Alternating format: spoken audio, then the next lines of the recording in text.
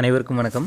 இன்றைக்கி வந்து பார்த்திங்கன்னா டிஎன்பிசியிலிருந்து குரூப் 4 நோட்டிஃபிகேஷன் வந்து ரிலீஸ் பண்ணியிருக்கிறாங்க. ஸோ அவங்க வந்து ஆனுவல் பிளானரில் சொன்ன மாதிரியே வந்து இன்றைக்கி ஏப்ரல் 25ஆம் தேதி வந்து நோட்டிஃபிகேஷன் வந்து ரிலீஸ் பண்ணியிருக்கிறாங்க. ஸோ நோட்டிஃபிகேஷன் நம்பர் வந்து பார்த்திங்கன்னா இந்த வருஷத்தில் 7வது நோட்டிஃபிகேஷனாக இது வந்து ரிலீஸ் பண்ணியிருக்கிறாங்க. முக்கியமான டேட் அப்படின்னு சொல்லி பார்த்திங்கன்னா ஃபஸ்ட்டு வந்து டேட் ஆஃப் நோட்டிஃபிகேஷன் இன்றைக்கி தான். ஸோ இன்னிலேருந்து ஸ்டார்ட் ஆகுது அப்படின்னு கொடுத்துருக்காங்க. Last date for online application அப்படின்னு சொல்லி பார்த்தீங்கன்னா மே 24 2025 அடுத்த மாதம் 24ஆம் தேதி தான் லாஸ்ட் டேட் அப்படின்னு சொல்லி கொடுத்துருக்காங்க. அதுக்கப்புறம் அப்ளை பண்ணும்போது ஏதாவது மிஸ்டேக் பண்ணியிருப்போம் அப்படின்னா சில பேர், ஸோ அவங்களுக்கான அந்த கரெக்ஷன் விண்டோ எப்போ ஓப்பன் ஆகும் அப்படின்னா 29/5 31/5/2025 வரைக்கும் ஓப்பனில் இருக்கும் அப்படின்னு சொல்லியிருக்காங்க. டேட் ஆஃப் எக்ஸாம் ஜூலை 12 2025 9:30 12 வரைக்கும் காலையில் எக்ஸாம் நடக்க போகுது. ஸோ இந்த எக்ஸாமுக்கு வந்து புதுசாக யாராவது அப்ளை பண்ணுறீங்க அப்படின்னா அவங்க வந்து ஃபஸ்ட்டு வந்து ஒன் டைம் ரெஜிஸ்ட்ரேஷன் அப்படின்னு சொல்லி ஒன்று பண்ணணும். ஸோ அதில் நம்மளுடைய பேசிக் டீட்டெயில்ஸ் எல்லாமே கொடுத்துட்டு ஸோ அதுக்கப்புறம் வந்து இந்த எக்ஸாமுக்கு வந்து தனியாக வந்து அப்ளை பண்ணுற மாதிரி இருக்கும். ஸோ இது வந்து இ-சேவை மையங்களில் தான் வந்து பண்ணணுமா அப்படின்னு சொல்லி கேட்டிங்கன்னா கிடையாது. ஸோ நம்ம ஃபோன்லேயே வந்து இதை வந்து நம்ம வந்து பொறுமையாக வந்து அப்ளை பண்ணலாம். அப்படி தான் வந்து கொடுத்துருக்குறாங்க.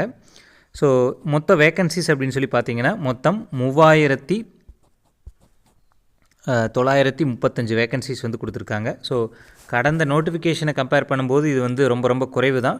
ஆனால் வந்து இது வந்து எக்ஸாம் முடிஞ்சு ரிசல்ட் வர்றதுக்குள்ளே வந்து பார்த்திங்கன்னா இது வந்து அப்படியே வந்து டபுள் ஆகிறதுக்கு வந்து வாய்ப்பு இருக்குது. ஸோ கடந்த காலங்களில் வந்து அப்படி தான் நடந்திருக்குது. ஸோ அதில் ஒவ்வொரு போஸ்டிங் பார்த்திங்கன்னா வில்லேஜ் அட்மினிஸ்ட்ரேட்டிவ் ஆஃபீஸர் விஏஓ வந்து 215 வேக்கன்சிஸ் கொடுத்துருக்காங்க. அடுத்து ஜூனியர் அசிஸ்டண்ட் நான் செக்யூரிட்டியில் வந்து 1621 வேக்கன்சிஸு. அதற்கப்புறம் வந்து பார்த்திங்கன்னா Tamil Nadu Adi Dravidar housing and development corporation லிமிடெடில் 6. ஸோ இந்த மாதிரி எல்லாமே கொடுத்துருக்காங்க. அதே மாதிரி டைப்பிஸ்ட்டில் வந்து பார்த்திங்கன்னா 1099 வேக்கன்சிஸ் வந்து கொடுத்துருக்காங்க. அதுக்கு கீழே ஒவ்வொன்றா வந்து எப்படி என்னென்ன வேக்கன்சிஸ் அப்படிங்கிறத கொடுத்துருக்காங்க.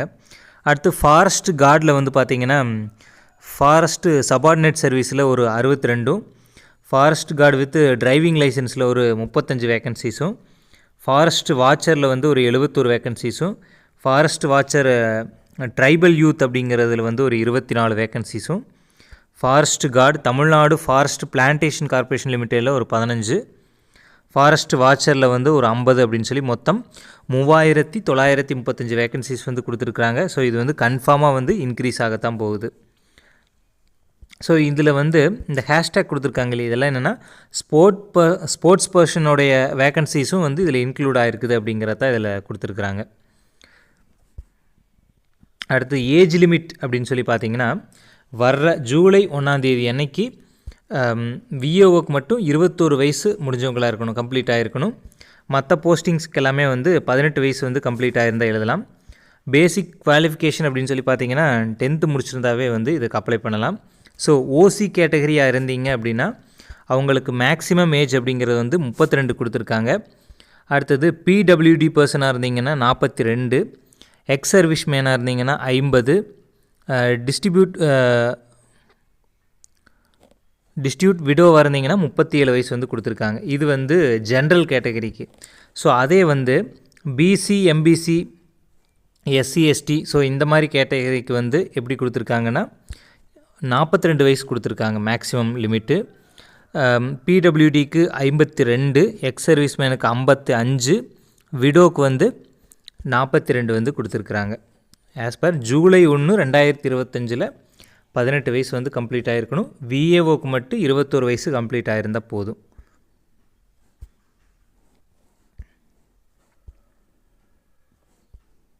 ஸோ அடுத்து வந்து பார்த்திங்கன்னா எஜுகேஷ்னல் குவாலிஃபிகேஷன் அப்படிங்கிறத கொடுத்துருக்காங்க. ஸோ 10th முடிச்சிருந்தாவே வந்து அப்ளை பண்ணலாம்.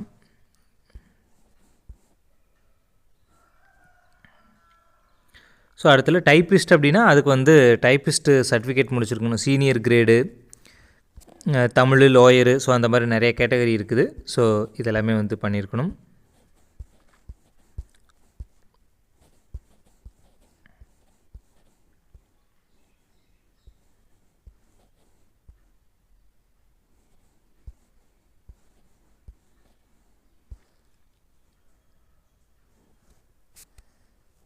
ஸோ அடுத்து வந்து பார்த்திங்கன்னா இந்த ஃபாரஸ்ட் கார்டுக்கு வந்து ஃபிசிக்கல் ஃபிட்னஸ் வந்து கொடுத்துருக்காங்க. மேலாக இருந்துச்சுன்னா ஹைட் வந்து 163 இருக்கணும், 150 இருக்கணும், அந்த மாதிரி செஸ்ட் மெஷர்மெண்ட்டு, ஹைட்டு இதெல்லாமே வந்து கொடுத்துருக்காங்க. இதெல்லாமே வந்து படித்து பார்த்துக்கோங்க.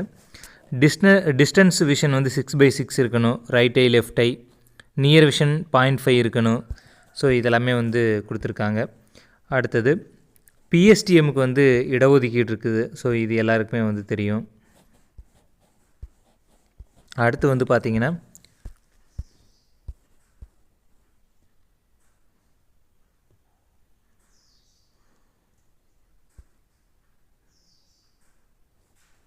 ஸோ ஸ்போர்ட்ஸ் பர்சனுக்கு வந்து இடஒதுக்கீடு கொடுத்துருக்காங்க இல்லையா? ஸோ அதில் வந்து அவங்க வந்து எப்படியெல்லாம் வந்து மார்க் இருக்கணும் அப்படிங்கிறத பற்றி இதில் வந்து கொடுத்துருக்குறாங்க. ஸோ எக்ஸாம் அப்படின்னு சொல்லி பார்த்தீங்கன்னா single paper exam. So Tamil eligibility test come scoring test அப்படின்னு கொடுத்துருக்காங்க. ஸோ தமிழில் 40% மதிப்பெண் வாங்கினா தான் வந்து பேப்பரே வந்து வேல்யூவேஷன் பண்ணுவோம் அப்படிங்கிற மாதிரி கொடுத்துருக்காங்க. அடுத்து general studies, mental ability and reasoning, மொத்தம் வந்து 200 கேள்விகள் வந்து கேட்பாங்க. ஸோ அந்த கட் ஆஃப் வந்து நம்ம கிளியர் பண்ணுற மாதிரி இருக்கும். ஸோ அதே மாதிரி வந்து பார்த்திங்கன்னா ஒவ்வொரு கேட்டகரிக்கும் பிஎஸ்டிஎம்மாக இருக்கட்டும், அதே மாதிரி விடோ சர்டிஃபிகேட்டாக இருக்கட்டும், பிடபிள்யூடி சர்டிஃபிகேட்டாக இருக்கட்டும், ஸோ இதுக்கெல்லாம் நம்ம வந்து ரிசர்வேஷன் வேணும் அப்படின்னு சொல்லி கேட்குறோமோ, ஸோ அதற்கான சர்டிஃபிகேட் ஃபார்மேட் எல்லாமே வந்து பின்னாடி வந்து அட்டாச் பண்ணியிருக்கிறாங்க இந்த பிடிஎஃப்பில். ஸோ அதை எடுத்து நம்ம வந்து வாங்கி இதில் வந்து அப்ளை பண்ணிக்கலாம்.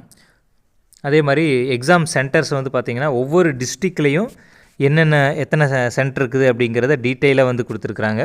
ஸோ அதெல்லாமே வந்து உங்களுக்கு நியர்பை சென்டர்ஸை வந்து பார்த்து அப்ளை பண்ணிக்கோங்க. ஒவ்வொரு டிஸ்ட்ரிக்டில் ஒவ்வொரு தாலுக்காலையுமே வந்து சென்டர்ஸ் வந்து கொடுத்துருக்காங்க.